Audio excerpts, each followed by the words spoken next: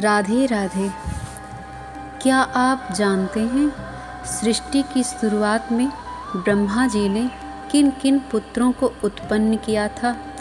कौन थे वे जो बिना माता के जन्मे और जिनसे पूरी सृष्टि का विस्तार हुआ? क्या आप जानते हैं सनक, सनंदन, सनतन और सनत कुमार कौन थे और क्यों ये ब्रह्मा जी के आज्ञाकारी नहीं बने? आज की कथा में हम जानेंगे ब्रह्मा जी के उन दिव्य पुत्रों का रहस्य जिनसे जगत का निर्माण प्रारंभ हुआ।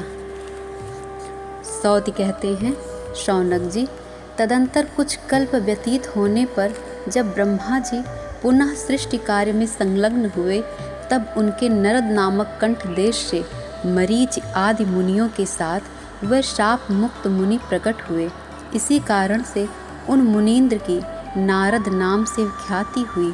ब्रह्मा जी का जो पुत्र उनके चेतस चित्त से प्रकट हुआ, उसका उन्होंने नाम प्रचेता रखा। जो उनके दक्षिण पार्श्व से सहसा उत्पन्न हुआ, वह सब कर्मों में दक्ष होने के कारण दक्ष कहलाया। वेदों में कर्दर्म शब्द छाया के अर्थ में विद्यमान है। जो बालक ब्रह्मा जी के कर्दम अर्थात छाया से प्रकट हुआ, उसका नाम कर्दम रखा गया। इसी तरह मरीच शब्द वेदों में तेजो भेद के अर्थ में आता है। अतः जो बालक तत्काल अत्यंत तेजस्वी रूप में प्रकट हुआ, वह मरीच कहलाया। जिस बालक ने जन्मांतर में क्रतुसंग यज्ञ समूह का संपादन किया था, वह वर्तमान जन्म में ब्रह्मा जी का पुत्र होने पर भी उसी क्रतु के नाम पर क्रतु कहलाया। ब्रह्मा जी का मुख प्रधान अंग है। उस अंग से उत्पन्न हुआ बालक अर्थात तेजस्वी था, इसीलिए अंगिरा नाम से प्रसिद्ध हुआ। शौनक, भृगु शब्द अत्यंत तेजस्वी के अर्थ में विद्यमान है। ब्रह्मा जी से उत्पन्न जो बालक अत्यंत तेजस्वी हुआ, उसका नाम भृगु हुआ। जो बालक होने पर भी तत्काल अत्यंत तेज के कारण अरुण वर्ण का हो गया और उच्च कोट की तपस्या के कारण तेज से प्रज्वलित होने लगा, वह अरुण नाम से विख्यात हुआ। जिस योगी के योग बल से हंस उसके अधीन रहते थे, वह परम योगींद्र बालक हंसी नाम से विख्यात हुआ। तत्काल प्रकट हुआ जो बालक वशीभूत और शिष्य होकर विधाता का अत्यंत प्रीति पात्र हुआ, उसका नाम वशिष्ठ रखा गया। जिस बालक का तप में सदा प्रयत्न देखा गया तथा जो संपूर्ण कर्मों में संयत रहा, वह अपने उसी गुण के कारण यति कहलाया। वेदों में पुल शब्द तपस्या के अर्थ में आता है और हा स्फुट अर्थ में। जिस बालक में स्फुट रूप से तपस्या का समूह लक्षित हुआ, वह उसी लक्षण से पुलह कहलाया। पुलह का अर्थ है तप समूह और स्थिर अस्थि के अर्थ में आया।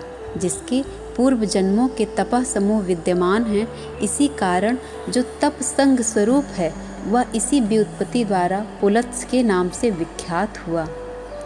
त्रिशब्द त्रिगुणमयी प्रकृति के अर्थ में आता है और विष्णु के अर्थ में। जिससे उन दोनों के प्रति समान भक्ति है, उस बालक को अत्रि कहा गया। जिसके मस्तक पर तपस्या के तेज से प्रकट हुई अग्निशिखा स्वरूपिणी 5 जटाएं थीं, उसका नाम पंचशिख हुआ। जिसने दूसरे जन्म में आंतरिक अंधकार से रहित प्रदेश में तप किया था, उस शिशु का नाम अपांतरत्मा हुआ।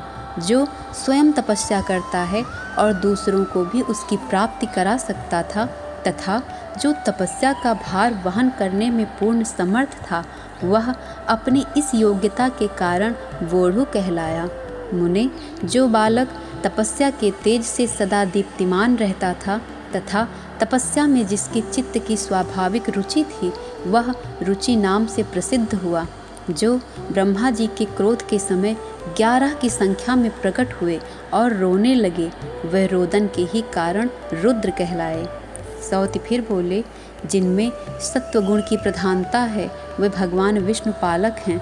रजोगुण प्रधान ब्रह्मा सृष्टिकर्ता हैं तथा जिनमें तमोगुण की प्रधानता है, वे रुद्र कहे गए हैं।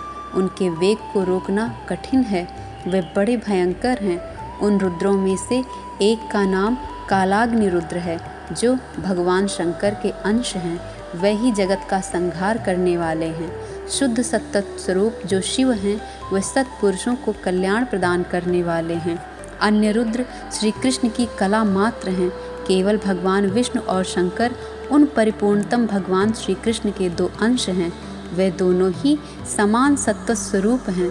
भगवान, यह बात मैंने रुद्र की उत्पत्ति के प्रसंग में बताई है। आप उसे भूल क्यों रहे हैं? सच है, सभी लोग भगवान की माया से मोहित हो जाते हैं। मुनियों को भी मतिभ्रम हो जाया करता है। सनक ब्रह्मा के प्रथम, सनंदन द्वितीय, सनातन तृतीय और भगवान सनत कुमार चतुर्थ पुत्र हैं। मुने, ब्रह्मा जी ने उन प्रथम 4 पुत्रों से सृष्टि करने के लिए कहा, परंतु उनके लिए यह कार्य असह्य हो गया। इससे ब्रह्मा जी को बड़ा क्रोध हुआ।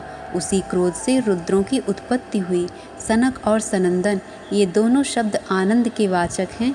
वे दोनों बालक भक्तिभाव से परिपूर्ण होने के कारण सदा आनंदित रहते हैं, इसीलिए सनक और सनंदन नाम से विख्यात हुए। नित्य परिपूर्णतम साक्षात भगवान श्री कृष्ण ही सनातन पुरुष हैं। जो उनका भक्त है, वह भी वास्तव में उन्हीं के समान है, इसीलिए वह तीसरा कृष्ण भक्त बालक सनातन नाम से विख्यात हुआ। सनत का अर्थ है नित्य और कुमार का अर्थ है शिशु। नित्य शैशवावस्था से संपन्न होने के कारण इस बालक को ब्रह्मा जी ने सनत कुमार नाम दिया। मुने, इस प्रकार मैंने ब्रह्मा जी के पुत्रों के नामों की व्युत्पत्ति बताई। अब आप क्रमशः नारद जी के आख्यान को सुनिए। यह अध्याय यही समाप्त होता है। अब आप आगे के अध्याय में नारद जी का आख्यान जानेंगे कि किस प्रकार ब्रह्मा जी ने उनसे स्त्री से विवाह करने के लिए कहा और वो विवाह करने के लिए राजी ना हुए। अगर आपको कथा अच्छी लगती है तो प्लीज़ सब्सक्राइब कीजिए और कमेंट में राधे राधे लिखिए।